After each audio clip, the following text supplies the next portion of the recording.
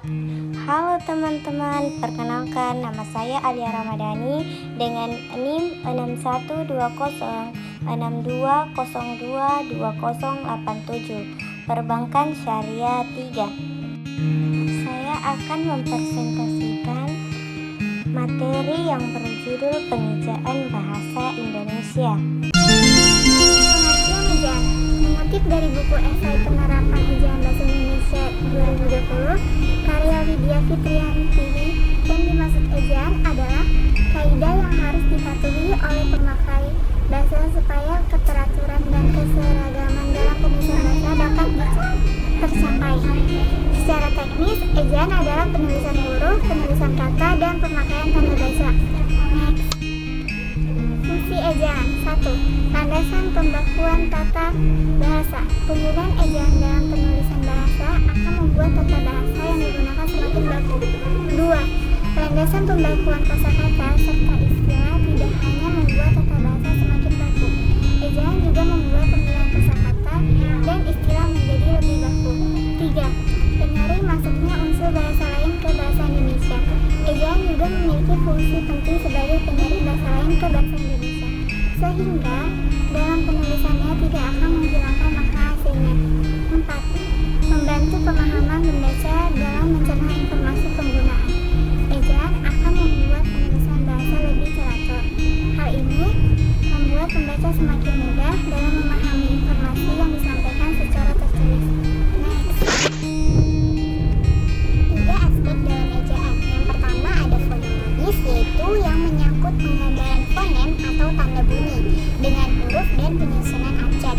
Yang kedua ada morfologis, yaitu yang menyangkut penggambaran satuan-satuan morfemis atau awalan dan akhiran. Yang ketiga ada sintaksis, di mana yang menyangkut penanda ujaran berupa tanda baca. Selanjutnya ada perkembangan ejaan di Indonesia.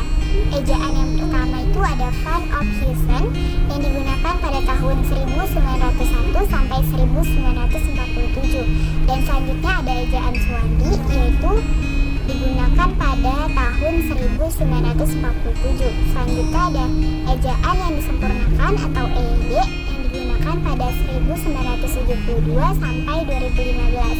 Yang kita gunakan sekarang ada ejaan EBI atau ejaan bahasa Indonesia dari 2015 sampai sekarang. Selanjutnya penulisan ejaan. Penulisan huruf diftong. Dalam ejaan bahasa Indonesia, huruf diftong merupakan dua vokal yang diucapkan bersamaan. Huruf diftong terdiri atas AI, AU, OI. Contoh katanya adalah santai, pulau, survei, dan kalian. Yang kedua ada penulisan gabungan huruf konsonan. Berarti dua huruf konsonan dijadikan satu, seperti KH, MY, SY, NG. Contoh katanya intisar, nyata, syarat, dan ngarai. Next. Pemakaian ejaan. Yang pertama ada huruf kapital yang digunakan di awal kalimat, di awal ketika langsung.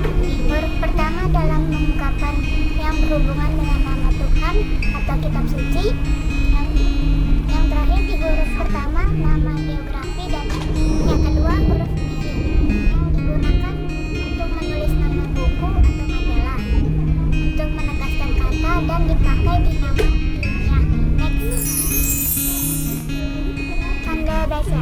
Tanda baca adalah simbol yang tidak berhubungan dengan fonem atau kata frasa pada suatu bahasa, melainkan berperan untuk menunjukkan struktur dan organisasi suatu tulisan, dan juga intonasi serta jeda yang dapat di sewaktu pembacaan. Selanjutnya, peranan tanda baca.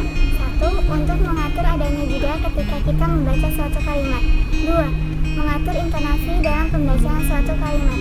3. Memberikan penegasan kalimat, contohnya seperti kalimat tanya, kalimat perintah, dan kalimat sebagainya. 4. Untuk menggambarkan struktur kata atau kalimat yang ada dalam sebuah tulisan. Macam-macam tanda baca. Tanda baca itu ada tanda titik, tanda koma, tanda titik koma.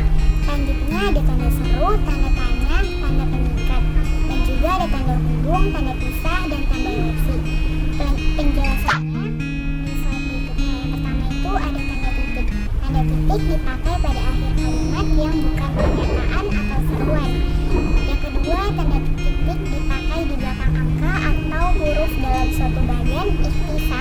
daftar. Misalnya seperti 1. Patokan umum. Selanjutnya 1.1 isi karangan. Yang kedua itu ada 1.2 ilustrasi.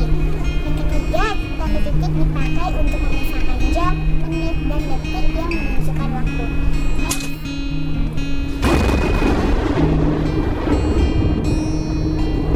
B. Ada tanda koma. Yang pertama, tanda koma dipakai di antara unsur-unsur dalam suatu perincian atau pembilangan. Yang kedua, dipakai untuk memisahkan anak kalimat dan induk kalimat jika anak kalimat itu mendahului induk kalimatnya. Yang ketiga, ada tanda koma tidak dapat untuk menuliskan anak kalimat itu mengiringi anak kalimat. Yang C. Tanda titik koma. Yang pertama, dapat dipakai untuk memisahkan bagian-bagian kalimat yang sejenis atau setara. Yang kedua, dipakai sesudah kata atau ungkapan yang memerlukan pemberian.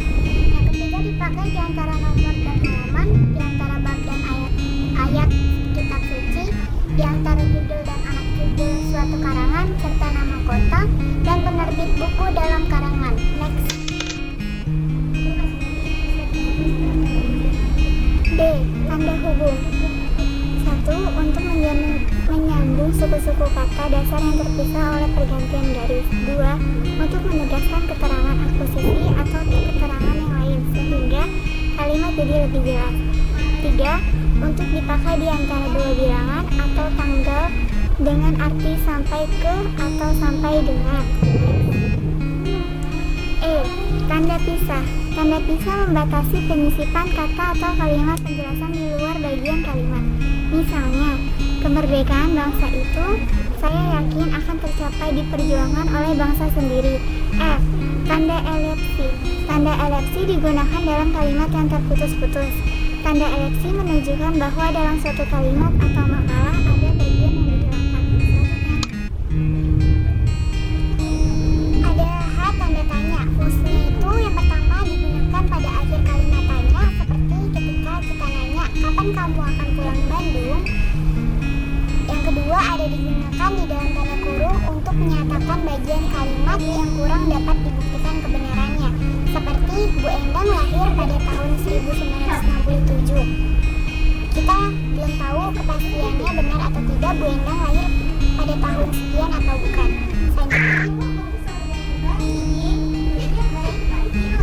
Tanda seru digunakan untuk mengakhiri ungkapan atau pernyataan yang berupa seruan atau perintah yang menggambarkan kesungguhan, ketidakpercayaan, atau emosi yang kuat.